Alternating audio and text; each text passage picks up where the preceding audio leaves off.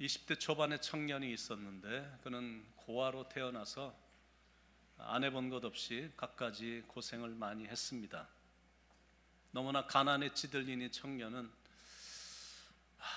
좀 넌저리가 좀 나기도 했고 너무 힘들어서 자신의 미래를 좀 일찍 알고 싶은 마음이 들어 점장이를 찾아갔습니다. 혹시라도 자기의 팔자에 구름이 걷히고 햇볕이 들까 하는 그런 기대감 속에 갖고 간 복채를 내밀면서 점쟁이 앞에 앉았습니다. 이 청년의 얼굴과 손을 자세히 살핀 점쟁이는 다음과 같은 예언적인 말을 했습니다. 당신은 37살까지는 무척 고생스러운 삶을 살게 될 것입니다. 이 말을 들으니까 청년이 너무나 실망이 된 겁니다. 그런데 37살까지만 고생이 계속된다니까 그러면 37살이 지난 후에는 내 인생이 좀 펼쳐질까 좋아질까라는 희망 속에 자기가 갖고 간 돈을 다 털어서 그 앞에 놓고 자 그러면 37살이 지난 후에는 어떻게 되죠? 라며 성급히 물었습니다. 그러자 그 점쟁이가 이렇게 말했다고 합니다. 37살이 지난 후에도 고생은 계속될 것입니다. 그러나 그때쯤 되면 그동안의 많은 고생의 경험의 이력으로 인해 충분히 웬만한 고생은 잘 견뎌나갈 것입니다. 이렇게 말을 했다고 합니다. 이 청년은 굉장히 실망이 됐을 것입니다. 왜냐하면 지금의 고난을 좀 이기고 나면 좀 더 나은 내일이 있을 줄 알았는데 이런 얘기를 들으니까 분명히 실망했을 거거든요. 그런데 이 이야기는 우리들의 이야기와도 많이 흡사하다라고 생각을 합니다.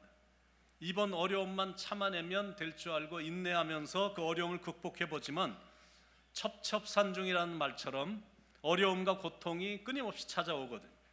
거미줄과 같이 널려있는 어려움에 이리저리 걸려 넘어지며 고통당하며 살아가는 것이 지금 우리의 모습이 아닌가 생각을 해봅니다. 제가 이제 뉴욕에 와서 산 지도 13년이 지났고 모자이크 교회를 시작해서 지금까지 온 시간도 다음 달이면 이제 10년이 되는데 그동안 참 어렵고 힘들고 고통스럽게 살아가는 성도님들을 아주 많이 만났습니다. 별의별 일들이 그리 긴 시간도 아니었는데 수도 없이 많았습니다. 제가 뉴욕에서 13년 동안 목회하는 동안 뉴욕 모자이크 교회 이전에 있었던 바로 그 교회에서는 사이즈가 워낙 큰 교회였기 때문에 제가 13년간 뉴욕에서 장례식 집례만 100번을 넘게 한 것 같습니다. 이런저런 일들이 각 가정에서 많이 일어났고 또 많은 사람들이 세상을 떠났습니다. 코로나로 인해 암에 걸려서 백혈병으로 폐혈증으로 치매를 앓다가 심장질환으로 폐렴으로 뇌혈관 질환으로 당뇨병으로 고혈압성 질환으로 간 질환으로 합병증으로 그리고 사고가 나서 아니면 타살로 아니면 자살로 아니면 젊은 자녀들이 부모보다 먼저 떠난 경우도 여러 번 있었습니다. 참 많은 가정 안에 아픔과 슬픔과 어려움이 참 많았던 것을 보게 됐습니다. 수많은 사람들이 이렇게 고통과 쓰라림을 반복하며 찢기고 터진 아픔과 슬픔을 뒤섞인 광야길을 걸어가고 있는 걸 보게 됐어요. 겉으로만 보면 그냥 그다지 문제가 없어 보이긴 하는데 그런데 깊숙이 들어가 보면 모든 과정 안에 인간으로서 이 위로하기 힘든 깊은 탄식과 한숨이 있는 걸 보게 됩니다. 가난한 사람들은 돈 많은 사람들을 보면 대체적으로 생각하는 생각이 뭐냐면 야 저런 사람들은 아쉬울 게 하나도 없겠구나. 돈이 저렇게 많은데 야 문제도 없겠네 이렇게 생각할지는 모르지만 그런데 실제로는 그렇지도 않거든요. 부자들에게도 남들에게 말하지 못할 아픔들이 꽤 있는 것 같고 가난한 자들에게는 가난하기 때문에 겪게 되는 아픔과 억울함과 차별과 고난이 있습니다. 유학생들에게도 말할 수 없는 숱한 아픔과 고민들과 외로움이 있습니다. 게다가 결혼해서 유학을 온 가정은 더 많은 어려움이 있죠. 그러니까 모든 가정이라고 보면 되는 겁니다.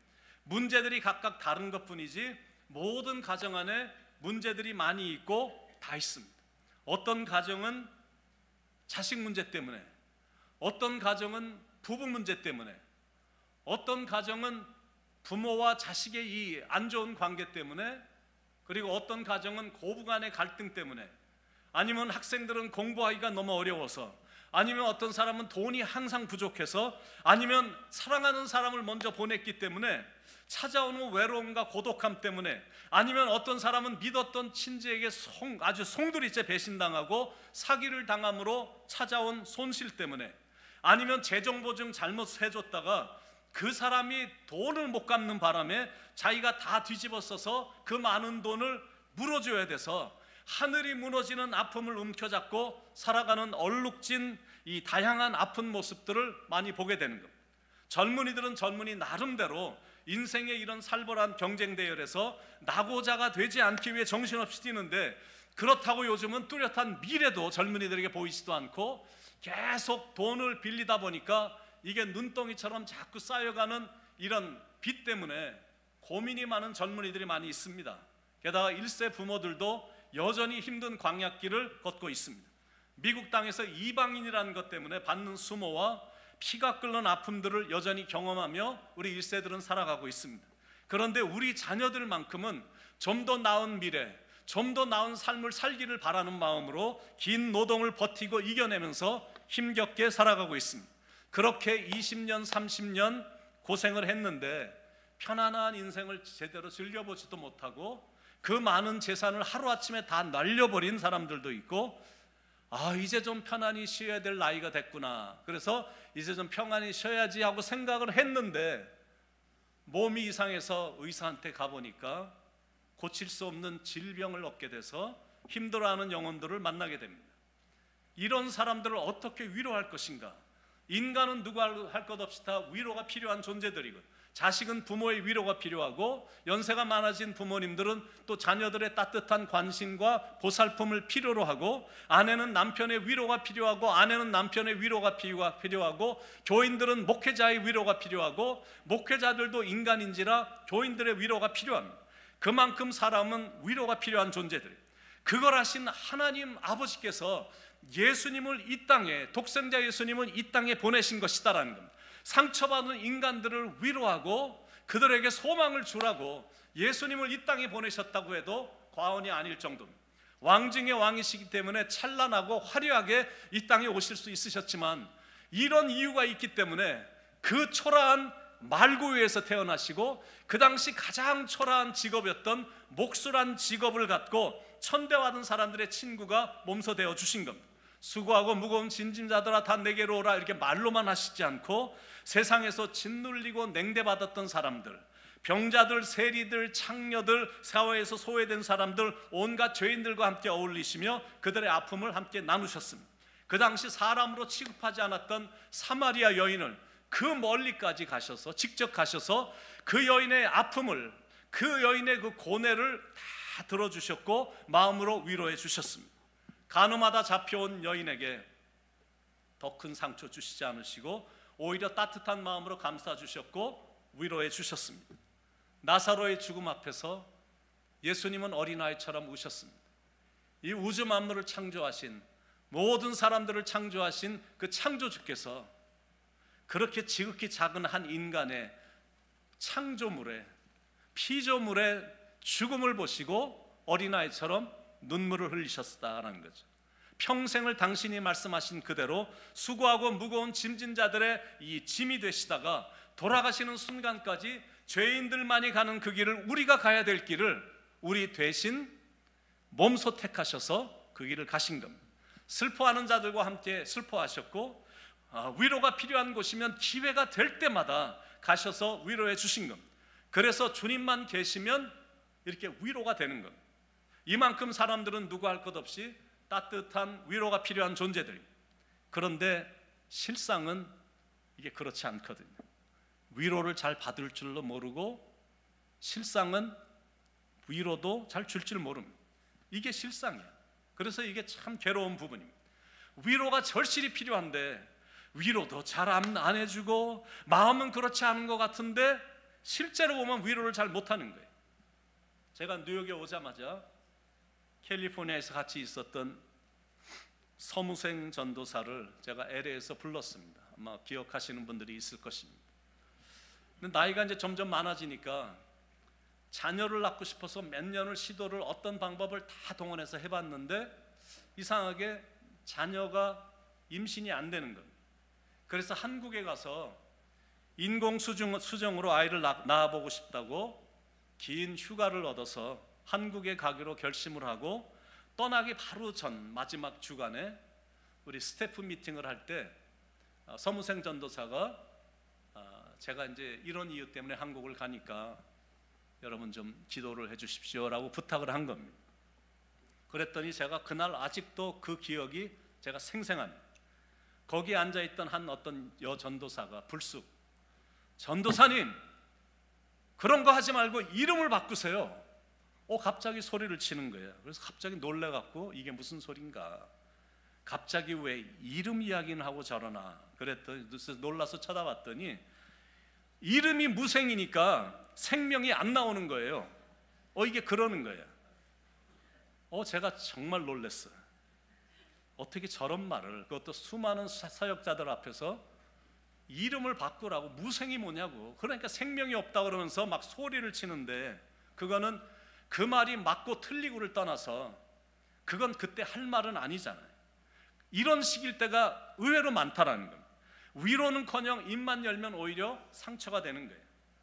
제가 지금 이사로 있는 기아대책위원회 사무총장인 정승호 목사가 아프리카 이제 기아를 맞이하는 아주 기아에 허덕이는 어린아이들을 돕기 위해서 이 기아대책위원회 대표로 몇 주 전에 이제 아프리카를 갔어요. 그래갖고 아프리카 사역을 다 마치고 한국에를 잠깐 간 겁니다. 그래갖고 지난 주일날 어느 교회 가서 이렇게 사역 보고도 하고 이제 예배를 잘 드렸는데 주차장에서 그만 계단에서 떨어진 겁니다.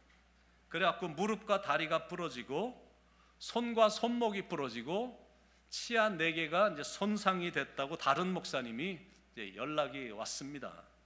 그런데 지금 한국이 의료 대란이 일어나갖고 수술하기조차도, 지금 수술받기조차도 굉장히 힘든 상태인데 이 문자가 이렇게 사고가 났다고 문자가 딱 오자마자 조금 있다가 그것도 이사 중에 좀 굉장히 좀 높은 위치에 있는 목사님이 이렇게 글을 달았더라고요. 목사님, 주님이 주신 안식월로 생각하고 마음 편히 잘 쉬시길 바랍니다. 정말 이런 댓글은 안 다는 게 정말 좋거든요. 병원 신방에 가면 가끔 이런 말 하는 분들이 있거든요. 이거는 지금 환자가, 교인이 죽느냐 사느냐의 기로에 놓인 상태인데 꼭 이런 말을 해요. 권사님, 그냥 휴가 내서 좋은 호텔에 왔다고 생각하시고요, 편하게 쉬시기 바랍니다. 정말 이런 거 얘기를 들으면 속안에서 막 미칠 지경이에요. 이런 사람은 정말 신방을 가시면 안 됩니다. 좋은 예가 될지는 모르지만 제가 하나만 더 예를 들어보겠습니다. 한 청년이 군대를 갔다가 첫 휴가를 얻어서 나온 거야. 그런데 그 청년을 보자마자 벌써 나왔네? 이렇게 말을 하는 거예요. 이런 말은 정말 맥 빠지는 말이거든요. 근데 나중에 2번째 휴가를 얻어서 나온 거예요. 그랬더니 또 나왔네? 그러는 거예요. 그러다가 이제 1년 6개월의 복무를 다 마치고 제대를 했는데 벌써 제대를 했다고? 야, 시간 참 빨리 흐르는구나. 이게 정말 위로가 안 되는 말이거든. 위로가 안 되는 정도가 아니라 속에서 기분이 나쁘거든. 이런 말투는 정말 곤란하다라는, 이 정도는 위로를 해줘야죠. 첫 번째 휴가를 나왔어요. 그래서 만났어요. 그러면 정말 고생 많았구나, 참 대견하다, 첫 번째 훈련은 그렇게 힘들다고 하는데 잘 참았구나, 대견하네, 이렇게 얘기를 해줘야지. 2번째 휴가를 얻어서 나오자 야, 이번엔 이렇게 늦게 나왔어, 왜? 많이 힘들었나 보구나, 이렇게 이제 해줘야 되잖아요. 제대를 했어요. 손을 잡아주면서 하나님이 함께 해주셨구나, 그동안 수고 참 많았다, 앞으로 나는 너를 참 큰 기대가 있다, 하나님의 축복이 함께 하길 기도한다, 어떤 뭔가가 위로가 돼야 되잖아요. 왜냐하면 우리는 다 위로가 필요한 사람들이기 때문에 그렇습니다. 물론 우리가 살고 있는 이 세상에는 좀 안 좋은 사람들도 있는 건 사실입니다. 얄미운 사람, 얼굴이 두꺼운 사람, 민폐를 아무렇지도 않게 사람들 앞에서 그냥 끼치는 사람들, 이유 없이 화내고 이유 없이 질투하고 마음 아프게 하고 상처 주는 사람이 뭐 있는 건 사실입니다. 그런데 분명한 건 뭐냐면, 그런 사람들이라 할지라도 그들 안으로 깊숙이 들어가 보면 다 이해할 만한 것이 있다라는 사실이 놀랍습니다. 왜 그런 행동을 하는지 이해할 만한 것들이 있다라는 거예요. 왜냐하면 다 나름대로 다 상처들이 있어. 다 나름대로 자라면서 그 아픔들이, 우리가 알지 못한 아픔들이 있거든요. 그러니까 평범하지 않은 그런 행동과 그런 말을 거침없이 하는 겁니다. 제가 지난달에 목회한 지 이제 34년이 됐습니다. 그런데 34년 목회하는 동안 참 많은 아픔들을 제가 목격을 하게 됐습니다. 어떤 경우는 자녀를 먼저 하늘나라에 보냈으니까 부모가 살아도 사는 게 아닌 거죠. 근데 어떤 경우는 한 명이 아니야, 2명의 자녀가 부모보다 먼저 떠난 거예요. 지금 이 자리에도 계시거든. 그러니까 2중으로 3중으로 힘든 거죠.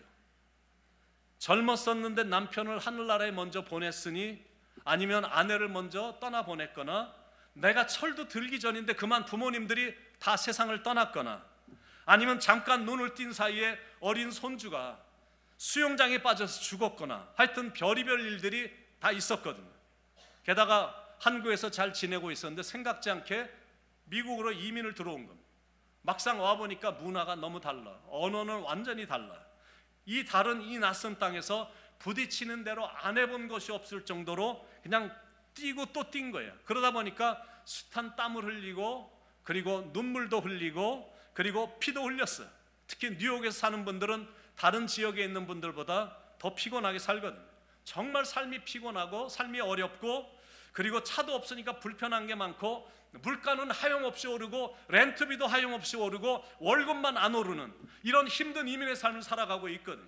그러니까 직장에 다니는 사람들도 그렇고 사업을 경영하는 분들도 다 힘들어하고 고달퍼합니다.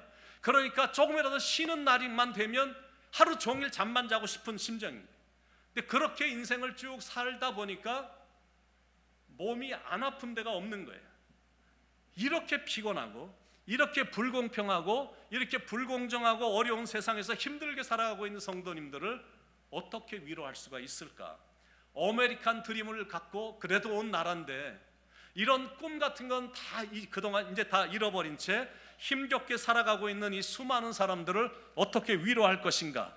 지상의 천국이라 불리는 미국에서 살고는 있는데 현실은 그다지 웃을 일이 전혀 없는 메마른 광야 생활인 것.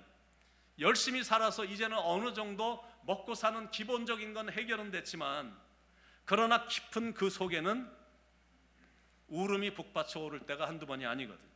직장에서의 멸시, 차별, 자식들의 반항, 자녀들의 이 무관심, 부부 사이의 갈등, 사람들로부터의 비웃음, 인종차별, 이렇게 인종차별을 막 몸으로 느낄 정도로 차별을 당하고 있는데 가갖고 따질 수도 없고 야단칠 수도 없고 화를 낼 수도 없는 이 언어장애, 이런 걸 볼 때 교회는 사명이 있다라는 거예요. 울고 있는 그 가슴에 그늘진 구석에서 탈진으로 일어서지 못하는 사람에게 새로운 능력과 소망을 전해주는 사명이 교회에 있다라는 겁니다. 뭐 그렇다고 해서 늘 친교나하면서 먹고 마시고 이러라는 건 아닙니다.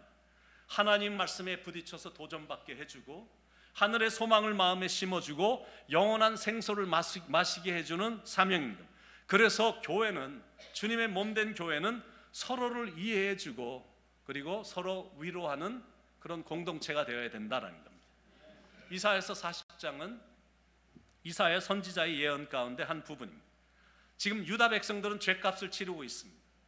기원전 587년에 바벨론이 공격해서 나라가 완전히 폐허가 됐습니다. 그리고 모든 백성들은 바벨론으로 포로로 잡혀가게 된 겁니다. 그러니 깊은 절망 가운데 고통과 슬픔 속에서 유다 백성들이 지내고 있었던 것. 바로 그때 하나님이 그들에게 가라라는 것, 가서 이 말을 해주라라는 것, 이사야 선지자에게 하나님께서 지금 말씀하시는 거거든요. 이사야서 40장 1절에 너희 하나님이 이르시되 너희는 위로하라, 내 백성을 위로하라. 저놈들, 너희들 진짜 밥 먹듯이 죄를 그렇게 쉽게 짓고 노다지 죄만 짓더니 너희들 진짜 꼴 좋다, 그렇게 말하라는 게 아니라 너희는 위로하라, 내 백성을 위로하라. 여러분, 복음이란 게 뭡니까? 하나님이 위로해 주시는 말씀이 복음이죠. 그래서 말씀을 받으면 위로가 되는 거야. 그걸 가서 전해주라라는 거거든요. 1700년대에 아주 탁월한, 정말 뛰어난 음악가가 있었습니다. 그런데 그는 탁월한 재능이 있었음에도 불구하고 그가 하는 모든 것들마다 다 실패를 한 겁니다. 이상하게 다 실패를 해. 그러다가 빚도 많이 지게 됐습니다. 그러다가 나이가 56세가 됐는데 그만 몸의 반쪽이 마비 증세가 와갖고 아주 불행의 시간을 보내고 있었던 겁니다. 그러니 시리와 심한 좌절에 빠지게 됐습니다. 그러던 어느 날 그에게 항상 깊은 관심을 갖고 있던 친구 찰스 제닌스가 찾아와서 한 책을 건네주면서 한번 이 책을 읽고 작곡을 한번 해보면 어떨까? 인생을 포기하기에는 아직 이르지 않은가? 이 말씀의 주인이 자네를 반드시 다시 일으켜 줄 걸세. 그러면서 책을 건네주고 간 겁니다. 그래서 책을 읽었는데 이 책을 보니까 하나님의 말씀으로 가득 차 있는 거예요. 그 말씀에 너무 매료가 돼갖고 그때부터 하나님의 말씀에 막 깊이 들어가기 시작한 거예요. 그러면서 놀라우신 하나님을 주제로 곡을 쓰기 시작했는데 얼마나 깊이 빠져서 곡을 썼는지 그때부터 24일간 8월 22일부터 9월 14일까지 음식도 거의 먹지 않을 정도로 잠도 거의 자지 않을 정도로 24일간 작곡하는 데만 전념을 한 겁니다. 그때 탄생된 것이 바로 그 유명한 오라토리오 핸델의 메시아입니다. 핸델의 오라토리오 메시아의 첫머리, 첫 곡, 그 첫 곡은 이렇게 시작이 됩니다. 너희는 위로하라, 내 백성을 위로하라. 그러면서 위로하라는 내용이 2절부터 나오는 그 말씀을 토대로 계속 나오는 겁니다. 너희는 예루살렘의 마음에 닿도록 말하며 그것에게 외치라. 그 노역의 때가 끝났고 그 죄악이 사함을 받았느니라. 노역의 때가 끝났다라는 그 말은 뭐냐면 이제 바벨론의 포로의 생활은 이제 다 끝났다라는 선포입니다. 절망에 빠져 있는 사람에게 줄 수 있는 최고의 희망은 뭐냐면 노역의 때가 끝났고 죄악이 사함을 받았느니라, 이 선포거든요. 이게 복음이거든요. 죄가 사함을 받게 됐다라는 이 구원의 메시지. 애굽에서는 죄로 인해서 종이 됐었고 노예가 됐었는데 하나님의 은혜로 출애굽을 하게 됐거든요. 그런데 바벨론에서는 가나안 땅에서 하나님의 백성답게 살지 못했고 우상 숭배를 일삼으면서 하나님을 배신하는 죄로 인해 전쟁 포로로 잡혀가서 수치와 고난을 당했었는데 하나님이 이제 회복시키셔서 예루살렘으로 다시 기환시켜 주신다라는 메시지입니다. 3절로 5절에 외치는 자의 소리여 이르되 너희는 광야에서 여호와의 길을 예비하라.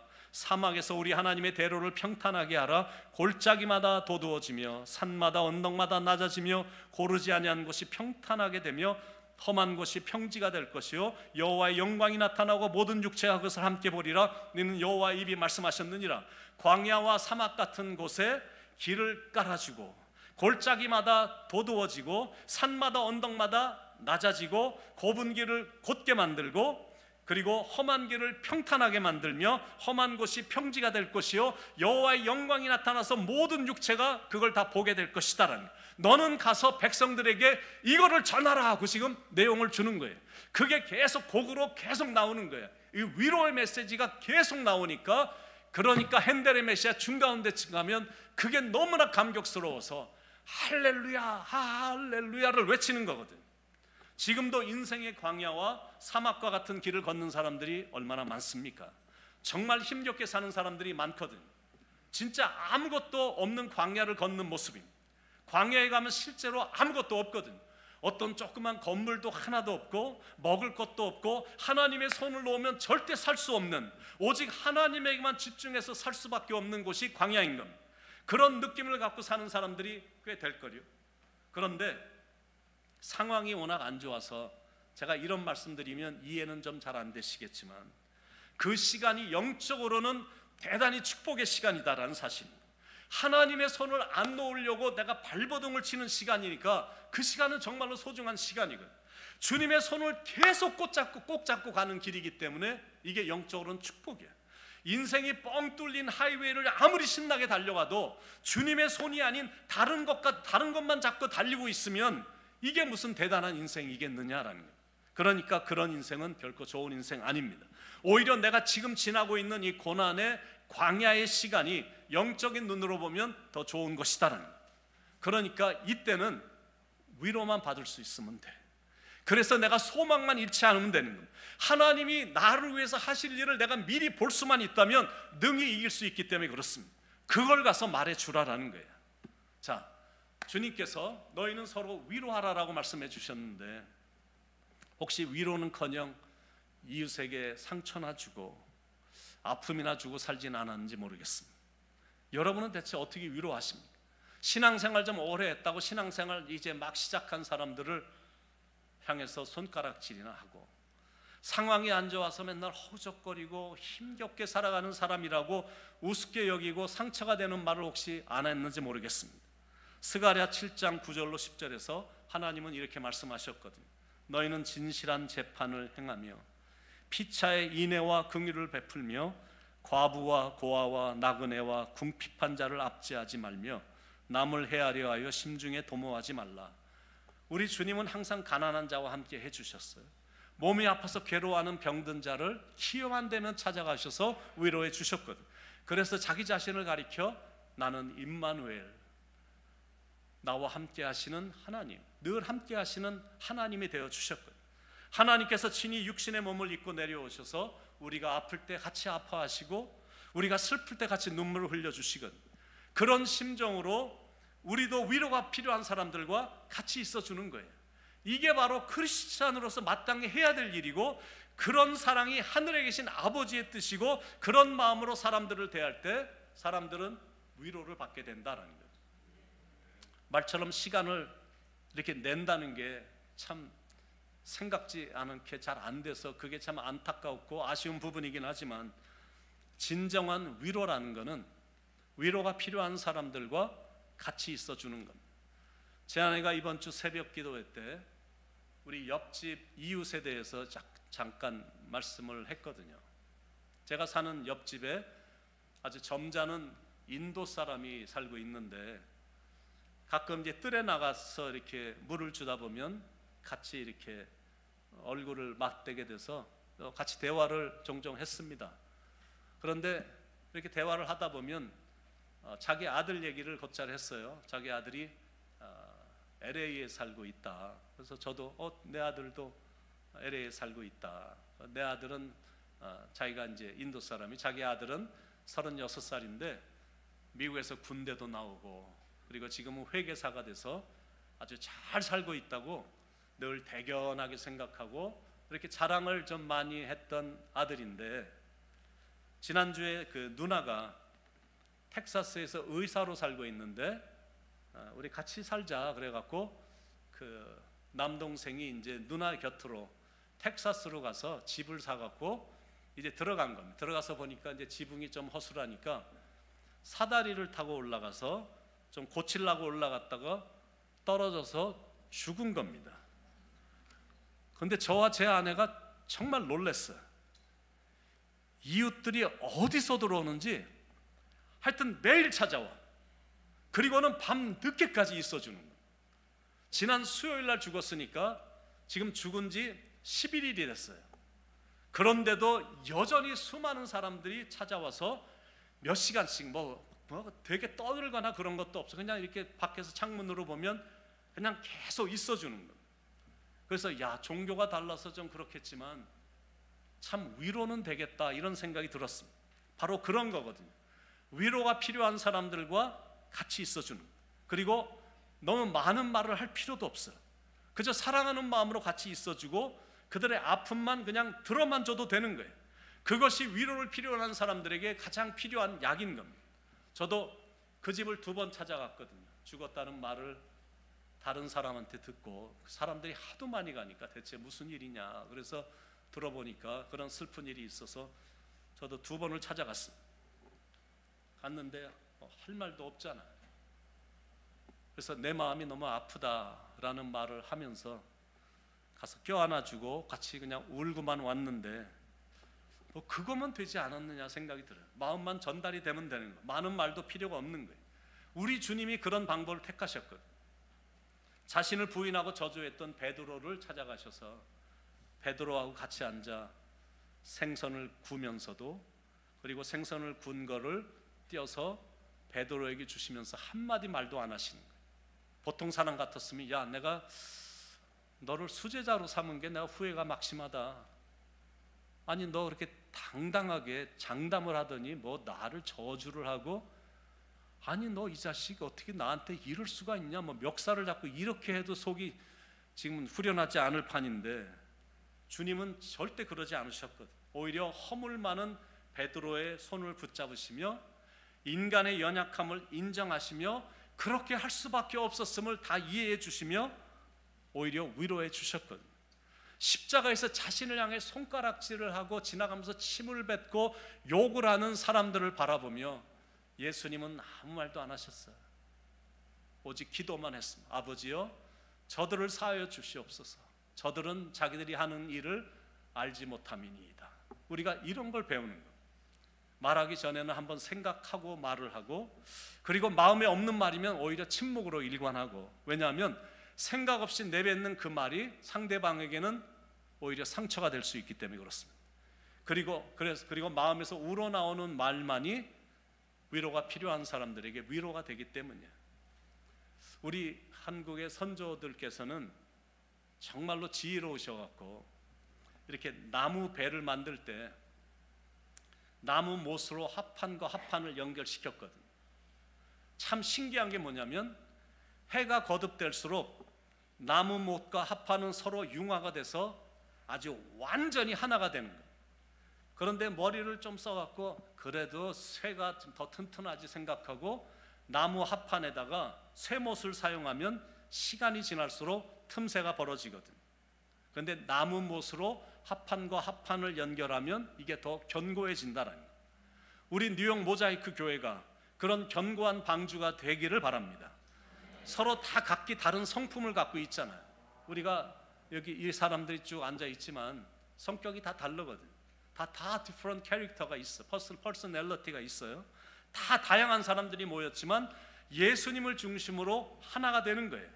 그런 의미에서 제가 나무 못이 돼서 잘 연결시켜 주기를 소망하고, 평신도 지도자들도 나무 못이 돼서 성도님들과 주님의 몸된 교회와 잘 연결시켜 주고, 성도와 성도들은 성령으로 연결이 돼서 외부에서 전혀 안 좋은 물이 들어오지 못하는 그런 튼튼한 구원의 방주가 되기를 축원드립니다.